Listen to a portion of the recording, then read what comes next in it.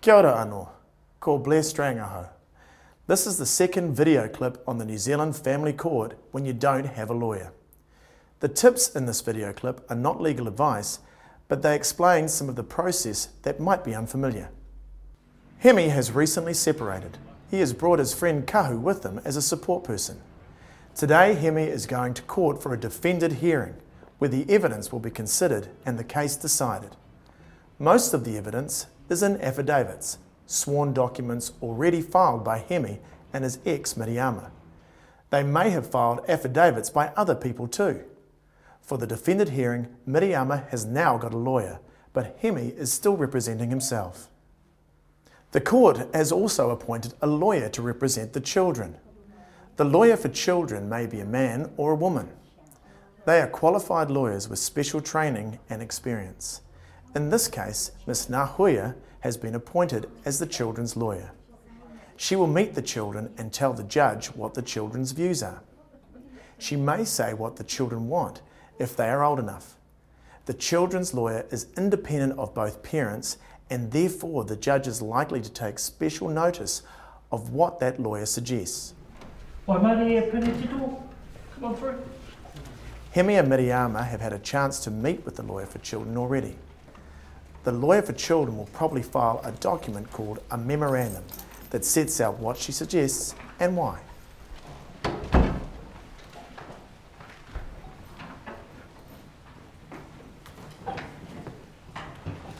Kia tau, mō tōna honore, te kaua wakawa, e tū. Silence, please all stand for Your Honour the Judge.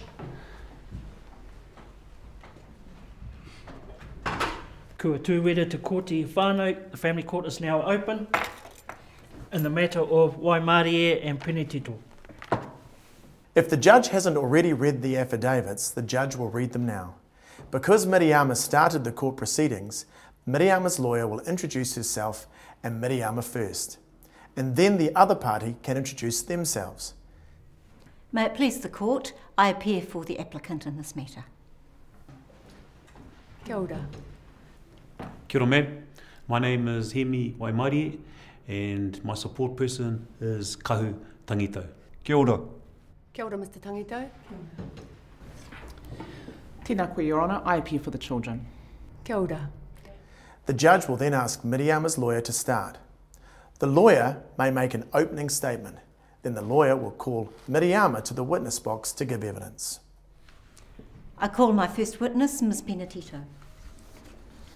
The witness must either swear on the Bible to tell the truth or make an affirmation, which is a solemn promise to tell the truth. It doesn't make any difference which way you do it. Miriama is going to swear on the Bible. Ms. Penetito, if you just remain standing, please. Will you be swearing or affirming this morning? Swear. Thank you. If I just get you to take the Bible, right hand. Do you swear by Almighty God that the evidence you're about to give touching the matter now before the court shall be the truth, the whole truth, and nothing but the truth? I do. Thank you. You may be seated. You can address the court in English or Te Reo Māori. If you want to speak in Te Reo Māori, you should give prior notice to the court, preferably a couple of weeks, to arrange an interpreter. Is your name Miriama Penetito? Yes. Where do you live, Ms. Penetito? 15 Ara Road, Rotorua. And you're the applicant in this matter? Yes, I am. You have in your hand a copy of your affidavit. Do you confirm the contents of that affidavit, which was sworn on the 16th of February this year? Yes, I do. Now, please answer any questions that Mr. Waimarie and my friend Ms. Nahuia ask you. Sure. Mr. Waimarie, do you wish to cross-examine Ms. Penetito? Yes, thank you, Your Honour. Hemi is able to ask Miriama questions that might help his case. This is called cross-examination. Hemi has made a list of things to ask her. This is a good idea. Hemi has listed some excellent questions. They are about the children. They are simple, only one topic in each question. Most of them can be answered by yes or no. You can ask questions that show the witness has said different things on different occasions. Then the judge might wonder if they are truthful. Miriama, do you agree I've looked after the children on my own? You only looked after them when I wasn't available. Did I look after them for a week when you had your appendix out? Yes. Was that only last year? Yes, it was. But in your affidavit, You said that I'm not capable of looking after them, didn't you? I just meant like for a long time. Like permanently you couldn't look after them. Why not? Sometimes the judge might ask you to address the other person formally, like Miss Penetito. But for most people, that feels a bit odd. The main thing is to behave respectfully to the other person, even if you don't agree with their evidence. Don't get rude or act smart. It won't help you. Just stay cool. Sometimes the judge will tell you to ask the question in another way. Sometimes the judge might disallow a question. Remember, the judge knows all the technical rules and the judge wants the hearing process to be fair to both sides.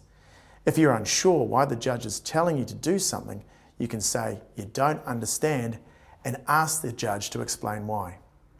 Everything that is said in court is recorded and the judge can get it typed if they need to. You can make your own notes, but you are not allowed to film or audio record anything in court unless you are given special permission from the judge. After Miriama has been cross-examined by Hemi and by Lawyer for Child, her lawyer can ask some questions to better explain her answers. Then Hemi gets to present his case. It's a good idea to explain your main points to the judge before you give evidence. Here, Hemi is reading from notes that he worked out with his friend Kahu earlier. Your Honour, before I give evidence, I want to mention my main points. I agree that the children should mostly live with Miriama because she isn't working and she does a good job as their mum. I want to see them as much as I can. The kids love me and miss me. I live close to school and I can drop them off to school. On Fridays, I can get off work early to pick them up. I want to have them on Tuesday nights and also in the weekends from Friday after school till Monday morning. Or I could drop them back to Miriama's sisters on Sunday about 5 p.m. And I want them to spend half the holidays with me or my whānau. My parents live too far away to see them often, but they can stay with them in the holidays, and the kids love those visits.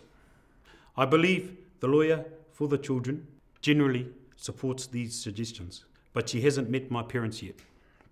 That's helpful. Thank you, Mr. Waimarie. You can now come to the witness box to give evidence. You can't give new evidence at the hearing unless something significant has happened since you swore your affidavit. But you can answer things arising from your cross-examination of the other party. When you are answering questions, listen to the whole question. Only answer the question that you have been asked. Don't try and argue with the person who is cross-examining you. If you don't understand the question, request them to ask it again or to put it another way. If you feel that the questions have been so tight that you could not explain yourself, ask the judge if you can give a fuller answer. The judge may have questions for you too. Kia tau e tū, silence please all stand. Kua hiki te kuti, the court is now adjourned. Along with the first video clip, we've shown you the main formal features of a family court case in New Zealand. These tips are designed to help you if you're representing yourself. Kia ora.